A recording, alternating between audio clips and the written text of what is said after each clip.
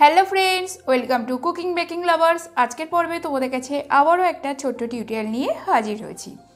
আশা করব আজকের টিউটোরিয়ালটা তোমাদের খুব হেল্পফুল হবে। আজকে যে টিউটোরিয়ালটা শেয়ার করব সেটা হলো সম্পূর্ণ homemade premix. Homemade rasmalai premix. Rasmalai flavour খেতে কিন্তু সকলেই পছন্দ করে। রসমালাই যেমন টেস্টি হয়, রসমালাই কেকটা কিন্তু ভীষণ ফ্লেভারফুল একটা কেক হয়।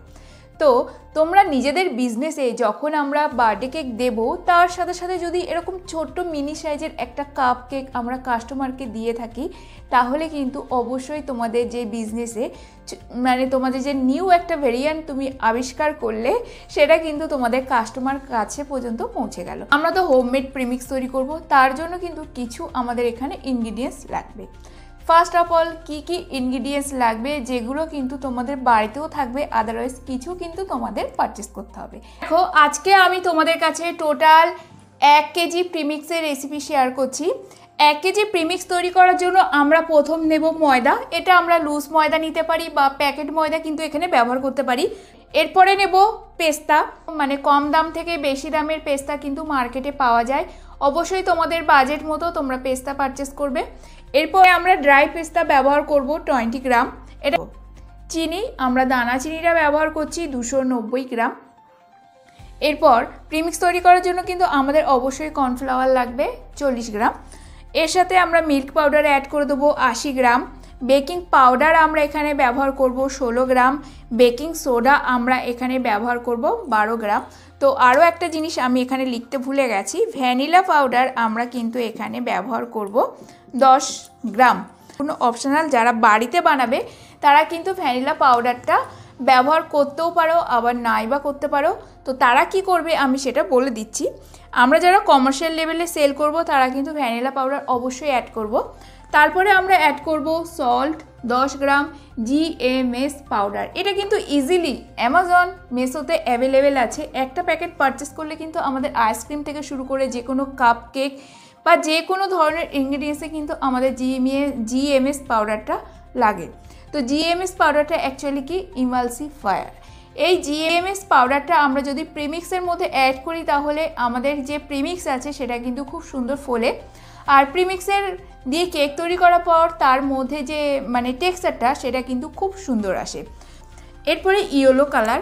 ইয়েলো যদি ড্রাই কালার থাকে তাহলে 1/4 টিএসপি অ্যাড করব, যদি আমাদের অবশ্যই দরকার রসমালাই কেক তৈরি করার জন্য।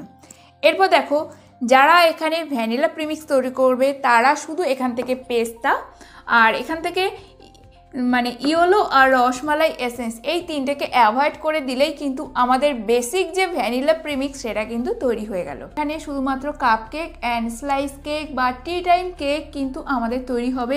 এই প্রিমিক্সের সাহায্যে কিন্তু আমাদের বার্থডে কেকের রেসপন্স একদমই তৈরি হবে না। তো দেখো, এটা তো গেল আমাদের হোমমেড প্রসেস। এরপরে যারা মার্কেট স্টাইলে সেল করতে চায়, তো তার আগে দেখো এর মধ্যে কিন্তু আমরা কেক জেল অ্যাড করব 1/4 টিএসপি। তো এই প্রিমিক্সের শেলফ লাইফ বাড়ানোর জন্য আমরা সরবিক অ্যাসিড কিংবা ক্যালসিয়াম প্রোপোনেট পাউডার দুটোই কিন্তু ব্যবহার করতে পারি। দুটোরই কিন্তু আলাদা আলাদা কাজ থাকে। সরবিক অ্যাসিডের খুব সুন্দর একটা কেকের মধ্যে ফ্লেভার দেয়, যে ফ্লেভারটা কিন্তু আমরা মিয়োমারের টি টাইম কেক কিংবা সুগার অ্যান্ড স্পাইসের টি টাইম কেক খাওয়ার সময় খুব সুন্দর একটা অ্যারোমা দেখবে মুখের মধ্যে দিতেই মিলিয়ে যায়। সেই অ্যারোমাটা কিন্তু এইটা থেকে বের হয়। আর এটা কিন্তু তোমরা ছোটো কৌটো পারচেস করতে পারো।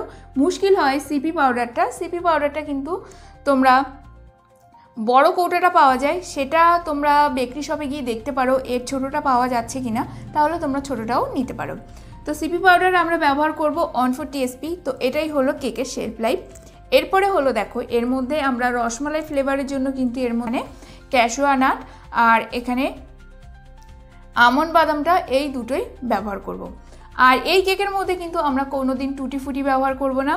তো এই প্রসেসটা আমি তোমাদের কাছে নেক্সট দিন শেয়ার করব। অবশ্যই তোমরা ভিজিট করো কি করে আমি প্রিমিক্সের সাহায্যে কেক তৈরি করছি, কতটা গ্রাম নেব, তার সাথে কতটা গ্রাম আমরা জল দেব না দুধ দেব, কতটা তেল ব্যবহার করব, সমস্ত কিছু আমি নেক্সট দিন তোমাদের কাছে শেয়ার করব। 1 কেজি প্রিমিক্স তৈরি করলাম, সেই প্রিমিক্সের শেলফ লাইফটা কতদিন। এখানে আমরা যদি প্রিমিক্সের মধ্যে বিভিন্ন ধরনের প্রিজারভেটিভ ব্যবহার করি, তাহলে এটা 6 মাস, মিনিমাম 4 থেকে 6 মাস। আর যদি আমরা এখানে প্রিজারভেটিভ ছাড়া মানে কেক জেল ছাড়া এখানে আমরা যদি হোমমেড যদি বাড়িতে প্রিমিক্স তৈরি করি বাড়িতে অনলি খাওয়ার জন্য, তাহলে আমরা এখানে কেক জেল অ্যাভয়েড করব। আর এখান থেকে আমরা কেক জেল অ্যাভয়েড করব আর এই শেলফ লাইফের জন্য এই দুটো জিনিস অ্যাভয়েড করব। তাহলে এটা আমাদের শেলফ লাইফটা অনলি 2 মাস কিন্তু ভালো থাকবে। কিন্তু বা শেলফ লাইফের জন্য এই ধরনের আমরা পাউডারগুলো ব্যবহার করে থাকি, তাহলে এটা 4 থেকে 6 মাস ভালো থাকবে। কিন্তু 6 মাস তোমরা রাখবে না, মোটামুটি 4 মাস। তো এটাই ছিল আজকে হোমমেড একটা প্রিমিক্সের টিউটোরিয়াল। তোমরা আগে হোমমেড প্রিমিক্সের জন্য কী কী ইনগ্রিডিয়েন্টস লাগবে সেই নলেজটা আগে নাও, তারপরের দিন আমি প্রসেসটা শেয়ার করব। একদিনেই দুটো ভিডিও দিলে কিন্তু তোমাদের বুঝতে অসুবিধা হয়। তো প্রথমে আগে তোমরা জিনিসগুলো পারচেস করে নাও, তো সেকেন্ড দিন গিয়ে আমি তোমাদের কাছে রসমালাই যে প্রিমিক্সের সাহায্যে কেক তৈরি করব কিভাবে তৈরি করবে সেটা শেয়ার করব। তোরা এই যে ছোট্ট টিউটোরিয়ালটা আমি তোমাদের কাছে শেয়ার করলাম, কেমন লাগলো অবশ্যই কমেন্ট করে জানিও। সমস্ত ধরনের ক্রিম ছাড়া বিভিন্ন ধরনের ডেকোরেশন তোমাদের কাছে শেয়ার করব। আশা করব সবাই পাশে থেকো আর দেখতে থাকো কুকিং বেকিং লাভার্স। তো আজকের মতো টাটা।